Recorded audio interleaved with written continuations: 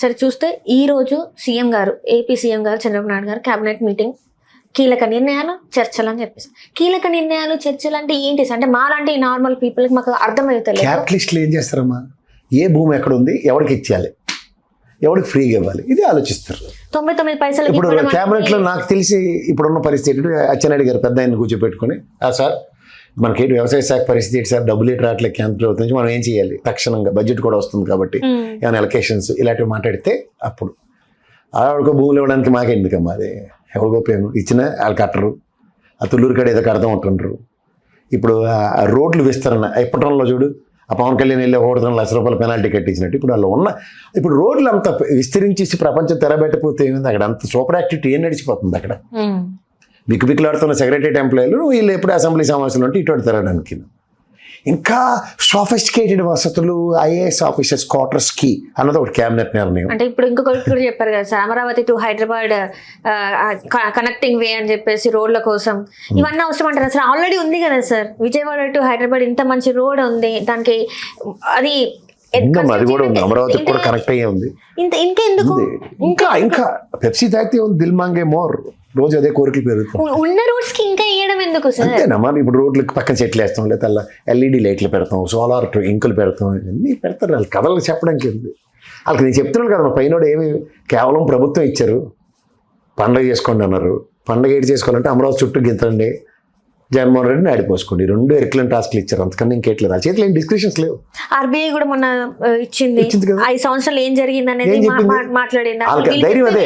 అవును, ఆర్బీఐ ఎప్పుడు చెప్పింది? 5 సంవత్సరాలు జగన్మోహన్ రెడ్డి ప్రభుత్వం అయిన తర్వాత 2 సంవత్సరాలు ఈ కూటమి ప్రభుత్వం అయిన తర్వాత 7వ సంవత్సరం ఇచ్చింది. అదే వాళ్ళ ధైర్యం. ఇప్పుడు వీళ్ళకి కూడా వీళ్ళు ఏం మంటెట్రీస్ పోయారు అన్నది మనం ఇప్పుడు మాట్లాడడానికి ఉండదు. నెక్స్ట్ ప్రభుత్వం వచ్చిన 2 ఏళ్ళకి వస్తుంది డేటా, అది వీళ్ళ ధైర్యం. ఇది ప్రజలు గ్రహించండి. ఫస్ట్ 5 సంవత్సరాల్లో సదరన్ స్టేట్స్లో నెంబర్ 1 నిలబెట్టారు ఇండస్ట్రియలైజేషన్లో, భారతదేశంలో 5వ ప్లేస్లో నిలబెట్టారు. ఇవన్నీ కనబడడం వాళ్ళకి అర్థమవుతుందా? ఇది వాళ్ళ సామర్థ్యాన్ని వీళ్ళు మీడియా సంస్థల త్రూగా దేనైనా తొక్కిపడేయచ్చు, మన పని సులువవచ్చు. ముందు నన్ను ఎలివేట్ చేసేస్తే సరిపోద్ది. ఇప్పుడు గతంలో చూడు, ఎక్కడైనా క్రైమ్ జరిగితే జగన్మోహన్ రెడ్డి అంటే జగన్ అంటే గన్లా ముందుకు వస్తాడు అన్నప్పుడు క్రైమ్కి నిజంగా ఆయన వచ్చాడు, కానీ అది ఎక్కడ కనబడలే. ఇవాళ ఇన్ని క్రైములు జరుగుతుంటే ల్యాండ్ ఆర్డర్ విషయంలో కేంద్రం ప్యానీలు గెలిపి ముఖం మీద చెల్లింది. ఏడన్నారా మీరు? టెక్నాలజీ గురించి ఇన్ని కబుర్లు చెప్తారు కదా, ఆఫ్టర్ ఆల్ కెమెరాలు పెట్టలేపారా? ఫస్ట్ కలెక్టర్ కాలనీలో కెమెరాల మీద కదా పెద్ద విశ్లేషణ చేశారు. ఫస్ట్ టాప్ ప్రయారిటీ అని చెప్పారు కదా. మరి ఎగ్జిక్యూషన్ ఏది? That is to be called as a governance. అంటే ప్రయారిటైజేషన్, స్టేట్కి ఏం కావాలో ప్రయారిటైజేషన్స్లో కెమెరాలు ఫిక్స్ చేయవలసిన బాధ్యత ప్రభుత్వం 2 ఏళ్ళైనా తీసుకోలేదన్నదే నేను కేంద్ర ప్రభుత్వం ఇచ్చిన స్టేట్ ర్యాంకింగ్స్. ఇప్పుడు బిఎన్ఎస్ చట్టాలు మార్చారు, ఏది ఐపీసీ కోడ్లు తీసి బిఎన్ఎస్ చట్టాలకి ప్రాథమిక ట్రైనింగ్ పోలీసులకు ఇచ్చారంటే టెక్నాలజీ, ఏ టెక్నాలజీ అలా ఏదో ఇంకోటి క్వాంటమ్ ఇవన్నీ చెప్తారు కదా. మరి పోలీసులకు ట్రైనింగ్ ఏదంటే అబ్బదబ్బ జబ్బ తూచ్చు. అందుకని ఎక్కడ ఇచ్చారు ర్యాంకు? ఈడ్స్ కొట్టి తీసుకెళ్ళి కిందన పడేశారు. మనకి మళ్ళీ పోటీ ఒకటి లడాక్ ఒకటి యూనియన్ టెరిటరీ, మొన్న కొత్తగా చేసింది యూనియన్ టెరిటరీతో పోటీ. మేము కొత్తగానే ఏర్పడ్డాం, రాష్ట్రం అన్నా సరే ఆడితోనే పోటీ మన బతుక్కి. వీళ్ళకంత అనుభవాలు, మా దేవసాలు, మా దరిద్రాలు ఇక్కడ కూర్చొని మనం జడ్డవేదాల్లో కూర్చొని చూడడం. బేసిక్ ఫండమెంటల్స్ స్ట్రైట్ లైన్ చేసుకుంటే అన్ని పనులు సులువు. అంటే ఇప్పుడు చాలా వరకు కేంద్రం నుంచి కొన్ని నిధులు వస్తే అవి ఇప్పటికే పక్కదారి వెళ్ళినాయని చెప్పేసి మనం మాట్లాడుకున్నాం సార్. ఇంకా మరి అవి అప్పులు అవుతున్నాయి ఒక పక్క. ఇప్పుడు సింపుల్ అమ్మా, ఇంత నన్ను ఎక్సైట్ అవ్వక్కర్లే, నన్ను టెన్షన్ పెట్టక్కర్లే.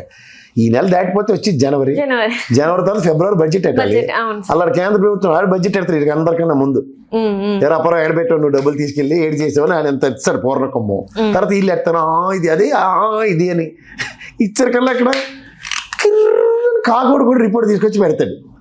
3 వాతలు పడిన తర్వాత ఏమవుతుంది? క్రికెట్లో అయితే క్లీన్ బౌల్డ్ అంటారు, వీళ్ళు బౌల్డ్ అయ్యి పయ్యవల్ కేశవ్ గారు జనగణమన పాటలు పాడినట్టు పాడాలి.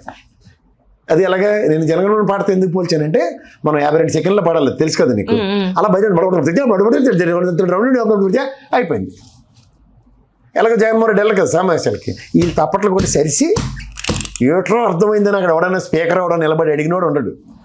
ఇదే జగన్మోహన్ రెడ్డి ప్రభుత్వంలో ఇలాగ అయిందండి అని వాళ్ళు అందుకుంటారు అక్కడి నుంచి. సార్ అర్థమయ్యే భాషలో బడ్జెట్ పెట్టారు సార్ అని చెప్పినాడు ఎవడు ఉండడు అక్కడ. అంతే ఓం స్వాహాయ్ అంతే అంటారు. మొన్న జగన్మోహన్ రెడ్డి గారి బర్త్డే సెలబ్రేషన్స్ లో కొంతమంది ఆయన అభిమానులు పొట్టేళ్ళని వాళ్ళు ఇవ్వడము, అభిషేకాలు చాలా తప్పది. చేశారు. వాళ్ళు మా అనితమ్మ గారి ప్రాణాలకు తెగించి అరెస్ట్ చేసేసారు అందరినీ. నిన్న జరిగింది ఎలా చూడాలంటారు? ఏం తిన్నారు? వాజ్పేయి గారి విగ్రహావిష్కరణప్పుడు బీజేపీ వాళ్ళు నరికితే ఏమనుకుంటున్నావు? 101 సంవత్సరాలు వాజ్పేయి గారి పర్సనాలిటీ జగన్మోహన్ రెడ్డిని కంపేర్ చేస్తావా? విద్య వైద్య ఆరోగ్యం అన్నాడు ఆయన ఫ్రీగా. దేవుడు ఆయన. సత్యకుమార్ గారు ఉన్నారు అక్కడ ఉంటే ఆయన ముందు అలా చేయడం కరెక్ట్ అంటారా? ఆయన ధృతరాష్ట్రుడప్పుడు కళ్ళు కనబడవు ఆయనకి. అనితమ్మ గారి మాటలు చెవులు వినబడవు. అలా అందుకే నీకు అలా 3 కోతులు మామూలు పెట్టి అక్కడ ఒకటి కళ్ళు మూసుకుంటుంది, ఒకటి చెవులు మూసుకుంటుంది, ఇంకోటి నోరు మూసుకుంటుంది. వాళ్ళే బీజేపీ వాళ్ళు. ఉండు 1 వీక్ ఏందమ్మా నువ్వు అసలు గవర్నమెంట్ రాగానే, తెలుగుదేశం కూటమి గవర్నమెంట్ రాగానే మొత్తం రాయలసీమ రాప్తాడు ఇవన్నిట్లో ఎన్ని నరికారు? చాలా ఎన్ని రక్త తర్పణాలు. నిన్న ఎందుకు ఆ బాలకృష్ణ గారు అఖండ సినిమా మాకే పలానికి కోపం వచ్చింది. అఖండ సినిమాకి ఎన్ని బల్లి ఇచ్చారమ్మా?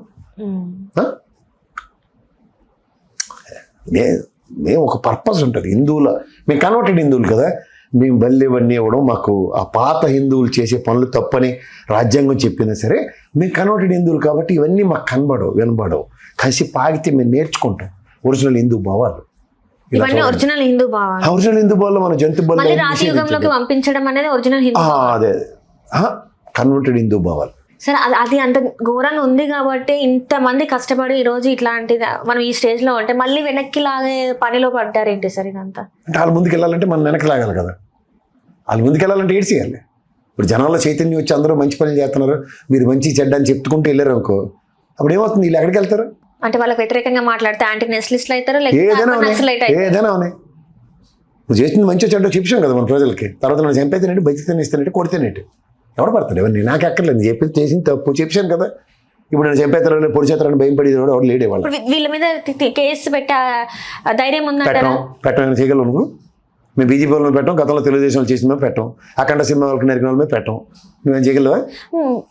సార్ అంటే నువ్వేం చేయగలవు? అదే ఏపీ హోంమంత్రి అనిత గారు చెప్పిన మాటలే సార్ ఇవి, నేను చెప్పినవి కాదు. అనిత గారిని ఎలా అంటే పాపం ఆవిడని అమాయకంగా ఆడపిల్ల ఇచ్చేసి వ్యాపారాలన్నీ మర్చిపోమ్మా నువ్వు వెళ్ళి చెప్పి ఫస్ట్ అని చెప్తున్నారు. ఎద్దిరిందంటే దూరకట్టే ఆవిడ ఇంకేం ముందు వెనక చూసుకోద్దు, వచ్చి మాట్లాడేస్తుంది. ఆ మెడికల్ కాలేజ్ ఇష్యూ కూడా అదే ఏంటి పాపం, అంత భూమిరంగా ఆవిడ చుట్టుకే తిరుగుతుంది. ఏడ్ చేస్తుంది పాపం ఒక ఆడపిల్ల. రెండోది ఆ పవర్ లేవు. హోంశాఖ మంత్రి పేరుకి మాత్రం విగ్రహ పుష్టి నైవేద్యం ఇష్ట అంటారు చూడు అలా.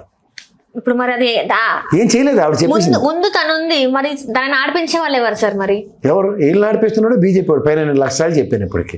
వీళ్ళందరూ తోలుబొమ్మలు ఆటే.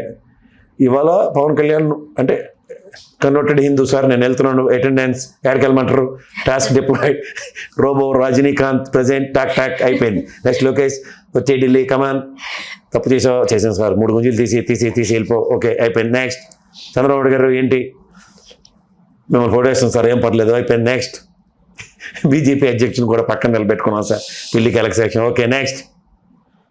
ఇటు తిప్పి ఆ సత్యకుమార్తో ఆడించేస్తారు మొత్తం గేమ్ బీజేపీ వాళ్ళు. ఇందులో వీళ్ళు ఇన్వాల్వ్మెంట్ ఉందో లేదో తెలియదు, వాళ్ళు ఏంటి చెప్తున్నారో తెలియదు, కేంద్ర ప్రభుత్వం ఇచ్చి గజెట్లు చదువుతున్నారో లేదో తెలియదు. ఆ సత్యకుమార్ చెప్పాడు కాబట్టి మన ధైర్యంగా ముందుకు వెళ్ళిపోవచ్చు, పీపీపీ విధానం ముందుకు వెళ్ళిపోవచ్చు అనుకుంటున్నారు. అది దేనికి ఇచ్చారో, ఏ గజెట్లు ఇచ్చారో, ఆయుష్మాన్ భారత్ హాస్పిటల్ ఏటో, ఈ 17 మెడికల్ కాలేజీలు ఏటో, కాస్త ఎంతో అంత తెలివితేటలుండి చదువుకున్న పెమ్మసాని గారు గతంలో గల్లా జయదేవ్ గారికి బ్రహ్మాండమైన ఇంగ్లీష్ అర్థమైంది, బ్రహ్మాండంగా మాట్లాడేవాడు. ఆయన అర్థం చేసుకుని చెప్పే సామర్థ్యం వాళ్ళ పెమ్మసాని గారికి ఉంది. ఆయన మాట ఏంట్రా అనగానే స్వాహా పెట్టండి పీపీపీ. సార్ పీపీపీలో 3 పీలు ఉన్నాయా 4 పీలు ఉన్నాయా సార్? కనిపించిన 4 పిఏ బెనామీ. జనాలకి ఇప్పుడు రీసెంట్ గా వచ్చిన ఒక డౌట్, నేను మళ్ళీ చెప్తున్నా, ఆ కనిపించిన 4 పిఏ బెనామీ. అది మన దొరికాడు చూడ ప్రేమచంద్ షా పెట్టే డాక్టర్ గారు. ఆ క్రైటీరియా తెలుసా నీకు? పీపీపీ విధానంలో ఒక హాస్పిటల్కి ఇవ్వాలి అందరికి, వాడికి 420 బెడ్లు ఉన్న హాస్పిటల్ ఉండాలి. అవి 240 ఉన్నా పర్లేదు, లేదా ఓవరాల్గా బ్రాంచెస్ అన్ని వెళ్ళిపోయినా 420 బెడ్ల సామర్థ్యం ఉండాలి. 100 మెడికల్ కాలేజీలు సీట్లని హ్యాండిల్ చేసే సామర్థ్యం ఉన్నోడికి పీపీపీ విధానంలో ఇస్తానండి. నాకు తెలిసి అల్లా పోలోడు మెడివినోడు ఇంకో 5-6 పేర్లు కామినని లెటర్లు ఉంటారు. అలా అవడం బిడ్డేసాడే మరే అంత మళ్ళీ టపాచి బుత్తులు బ్యాచ్ అంటే సత్య గారు చూడు మళ్ళీ కోడిపేట దొరికినట్టు ప్రభుత్వాన్ని ముట్టించారు అక్కడ. ఇక్కడ కిమ్స్ అని ఈ తపేల ఛానల్లో గొల్లి బదనమైంది ఎవరు? ఆ కిమ్స్లో పనిచేసాడట. ఈ స్వతంత్ర ప్రతిపత్తితో డాక్టర్ కాబట్టి చేసేయగలను అనుకున్నాడట. సింగిల్ బిడ్ ఇస్తే ఎవడన్నా యాక్సెప్ట్ చేస్తాడే? వీళ్ళు మళ్ళీ ఏంటి చెప్తారు? జగన్మోహన్ ఇండస్ట్రియలిస్ట్ అందరినీ భయంపించేసండి. పవన్ కళ్యాణ్ రోబో ప్రజెంట్ కమాన్ టక్ టక్ యాక్షన్ ఫ్రంట్ అనగానే హే బెదిరిస్తావా, తోలు తీసేయమంటావా, నాకు కరాటే వచ్చును, కర్ర తీయమంటావా, తోలు తీసేస్తాను. సార్ బాగా బెదిరించాను, మాలిగడి చెప్పినట్టు చాలా బాగా బెదిరించారు సార్. ఇప్పుడు చూడండి ఎన్నో వస్తాను కానీ ఒక లింగ్ మన డాక్టర్ వేసాడు బిడ్డు. ఇదేంటి సార్ ఇది హాస్పిటల్లో వేయాలి కదా, ఈడు వేసాడంటే మంచిగా మా సత్య గారు చెప్పేస్తారని ఆ సత్యాలని చెప్పేసి మళ్ళీ పక్కదారి వెళ్ళిపోయి లాస్ట్కి మళ్ళీ మాటకు వచ్చింది ఏంటి, అదేంటి సార్ నేను ఇంకోలా చెప్పాను కదా అంటే ఏంటి, ఎవరు భయం పడకండి, 15 ఏళ్ళు మందే ఉంటాం, మందే ప్రభుత్వం. ఇన్ని దాకా చెప్పింది ఏంటమ్మా, 15 ఏళ్ళు మేమే ఉంటాం అన్నప్పుడు జగన్మోహన్ రెడ్డి నేను వచ్చిన తర్వాత 2 నెలల్లో జైల్లో పెడతాం అన్నాడు. మరి దీనికే భయం పడిపోతారు, మరి ఇంకో 15 ఏళ్ళ తర్వాత కదా వస్తాడైనా. మీ సత్య గారు చెప్పినట్టు 33 ఏళ్ళు మొత్తం 99 ఏళ్ళు మీరే కదా హాస్పిటల్ ఎలా నెట్టేసింది అంటే నెక్స్ట్ గవర్నమెంట్ మీరే ఉంటారు, ఆ తర్వాత గవర్నమెంట్ మీరే ఉంటారు, ఆ తర్వాత కూడా ఈ 5 కలపలేదు అమ్మయ్య అంటే 10 ఏళ్ళ ఫిఫ్త్ అయిపోద్ది కదా, మరి ధైర్యం ఉండాలి కదా, మరి దేని భయం పడుతుంటారు మీరు? హలో, తెలుగు రాజ్యం ఛానల్ చూస్తున్నారా? సామాజిక రాజకీయ జీవన చిత్రణే తెలుగు రాజ్యం. అతిశయోక్తులు అసత్యాలు ఉండవు. రాజకీయ కోణం కాదు, ప్రజా కోణమే కొలబద్ద. తెలుగు రాజ్యం వీక్షణ మీ ఉత్తమ అభిరుచికి నిదర్శనం.